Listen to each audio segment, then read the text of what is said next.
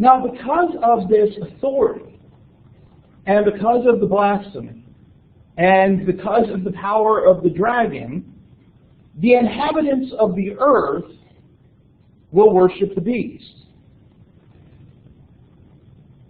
Now, I believe we've talked about this before, but there's this contrast between those who inhabit the earth and those who are the tabernacle, those who dwell in heaven. Right? And so the saints versus the inhabitants of the earth dwellers.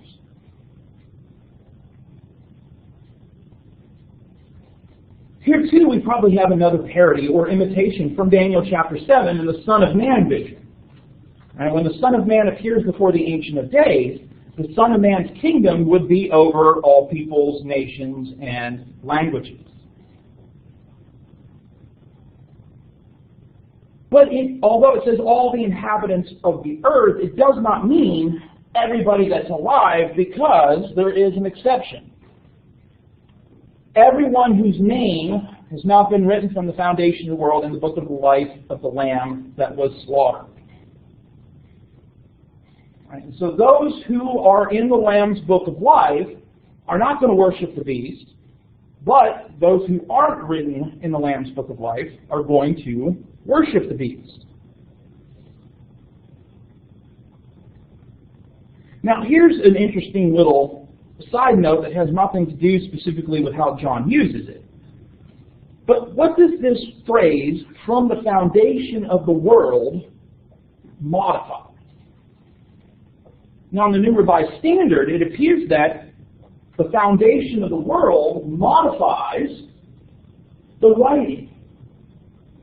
So it would be kind of a predestination type of concept, right? That there are names that were written from the foundation of the world in the book of life and Lamb. But if you look at something like the NIV, some other translations, foundation of the world modifies the slaughtering. Right? So everyone let's just say who's, not who has. Everyone whose name has not been written in the book of life of the Lamb that was slaughtered from the foundation of the world. And do you see the difference? One is it was written from the foundation of the world. The other is the slaughtering of the Lamb from the foundation of the world, which is a slightly different concept, suggesting God's plan was in place from the foundation of the world. We'll see this phrase again later, and we'll have a different look at it this way. But it appears that the Greek word order for this phrase favors slain from the foundation of the world. So even though the NRSV has it, other translations put it at the end, which seems to be more the Greek word order. When you say the way you said it, when you said that the God's plan was in place by the way you said it, would that go along with before the foundation of the world, I knew you? I think you're conflating two passages. I think you're the Jeremiah passage before you were in the womb, I knew you. Right.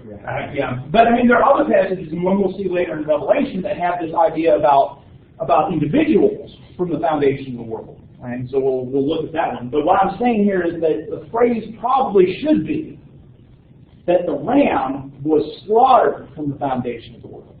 And so thinking about that, the Genesis 3 passage, 3:15, that talks about the seed of the woman would bruise the seed of the serpent's head.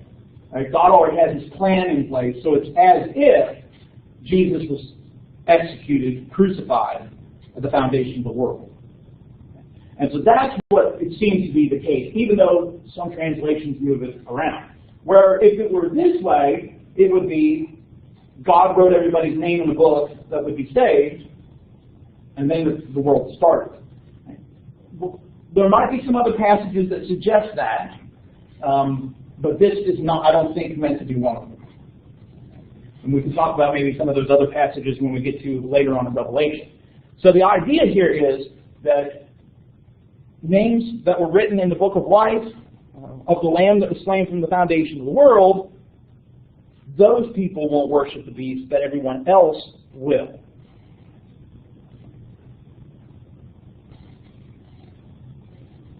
And if we didn't think if we didn't already think there was something significant going on, John tells us, let anyone who has an ear listen.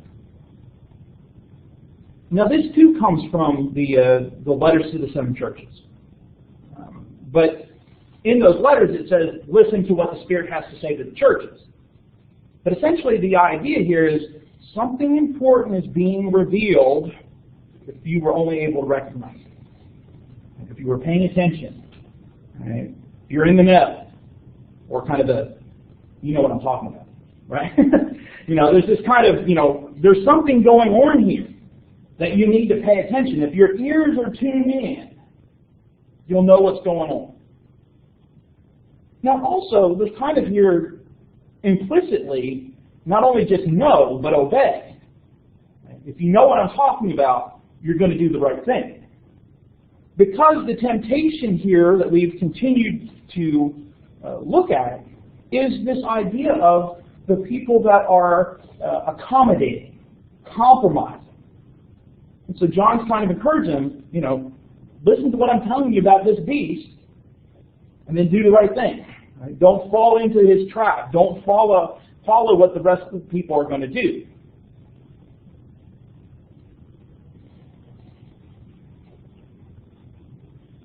Then he says, if you are to be taken captive, into captivity you go. If you kill with the sword you must be killed. Who's he talking to? Is this a warning that there's suffering coming for Christians?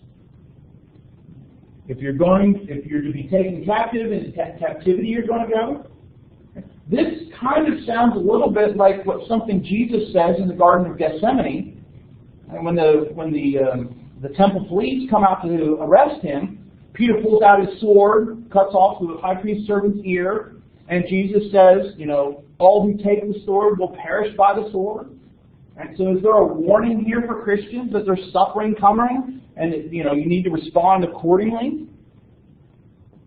Is it a warning to the persecutor for what's coming? Right? What's coming is captivity and death because you've persecuted my people. Which do you think it is? Who's this talking to? Is it talking to the beast and the worshipers of the beast, or is this a warning for the Christians hearing or reading Revelation? I think it's something about the Christians being taken captive. Okay. And just a warning to the ones who killed the sword. If you look at that, so I guess that could be too. Yeah, and you can see how Christians might be tempted to respond to this persecution with violence. And so, hey, if you're going to use violence, you're going to reap the consequences of that.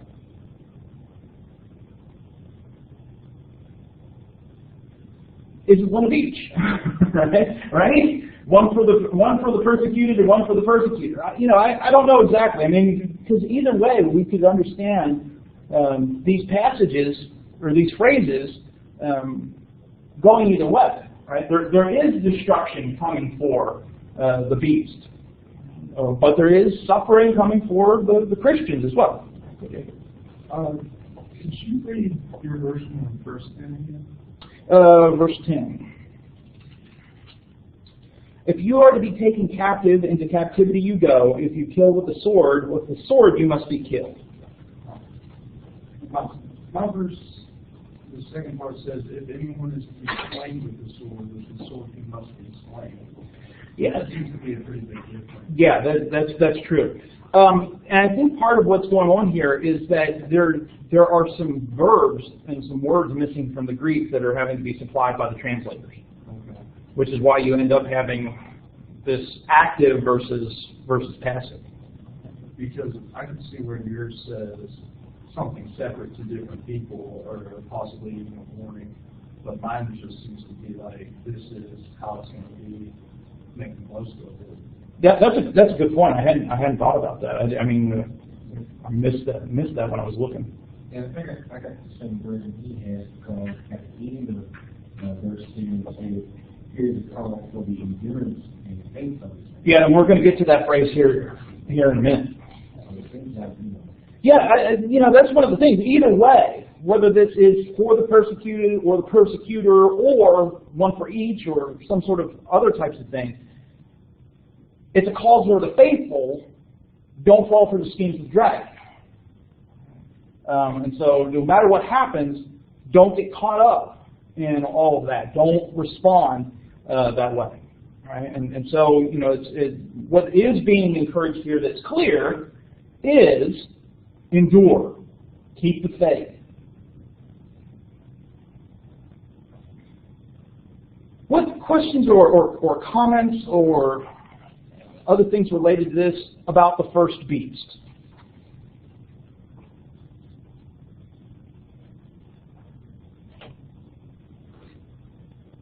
All right, let's move on into the second beast.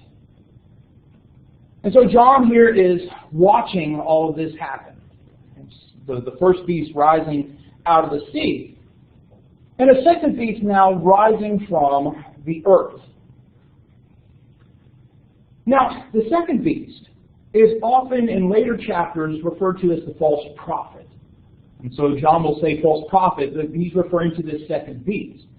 Largely referring to it as a false prophet because of the activity of this second beast, which we'll talk about here in a minute.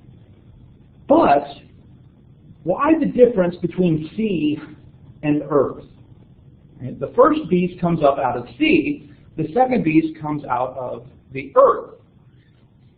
Now, thinking back to Daniel chapter 7, the four beasts, right, the lion, the bear, the leopard, and that fourth beast, they come out of the sea, but when Daniel is told what they are, it's talking about kings rising from the earth, even though we've just seen them come out of the sea.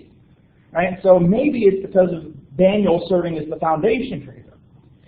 Some have suggested that the sea refers to the Gentiles, and the land refers to the Jews, because of the land promise given to Abraham.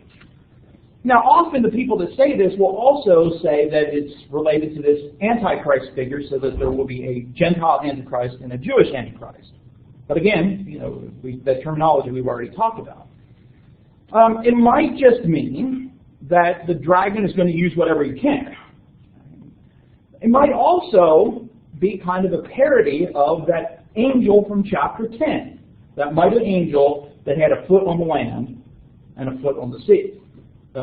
So, how far we actually should press this as to say, is there something significant here? I don't know.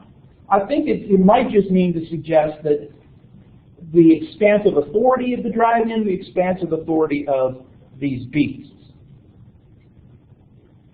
But what does come into clearer understanding is when we start taking this second beast apart and looking at its components.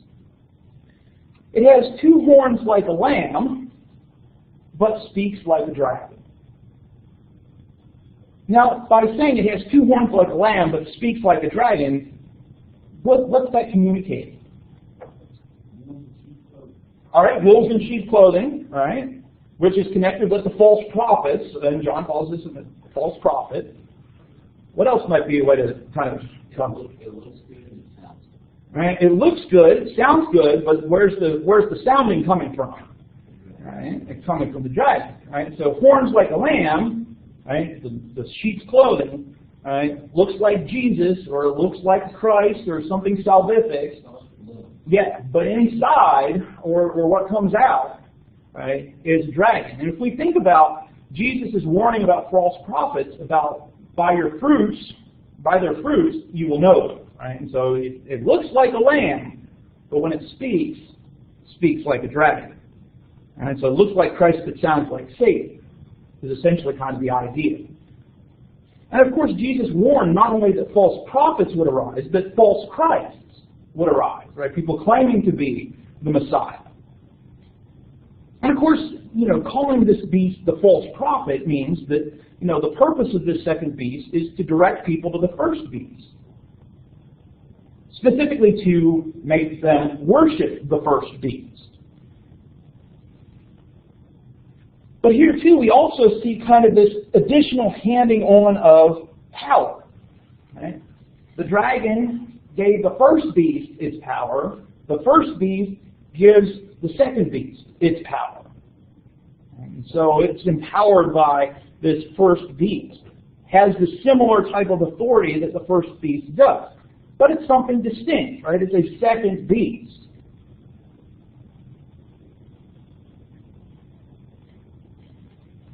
The main job, the main mission of this second beast is to make the inhabitants of the earth, right, those earth dwellers, worship the first beast. And that's the purpose of what this second beast is for. But note, here again, John reminds us that one of those heads of that first beast had a mortal wound that was healed. And so that kind of seems to be the focal point that the second beast uses to encourage the worship. So now think about this. If the first beast is an empire, conglomeration of kings, comparing it with chapter 17, then the second beast encourages the worship of that empire, specifically the empire's heads or kings. Right? That mortal wound of that head that had been healed. And so kind of this divination of the first beast. The way that it goes about convincing people to worship the first beast is through performing great signs, like calling fire down from heaven.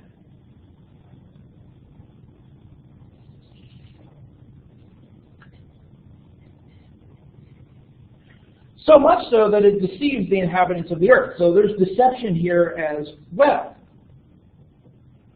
Using counterfeit miracles to fool the world.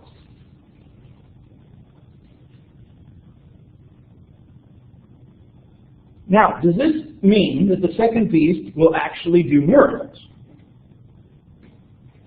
Jesus seemed to indicate in some of his teaching that there was a possibility of things, or at least things that would look like miracles that would be deceptive.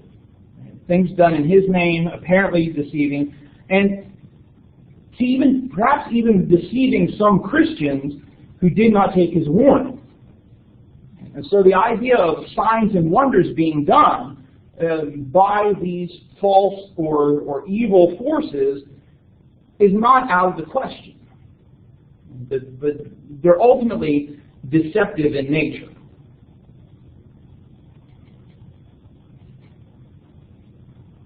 So once the second beast has deceived these people about the first beast through these signs, what does he call upon the people to do? Yeah, make an image, right? Or an idol, essentially. And so the encouragement is to set up an image for the beast.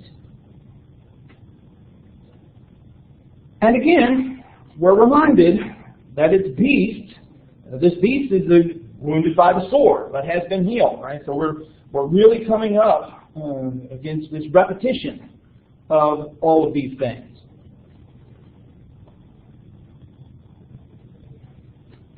The second beast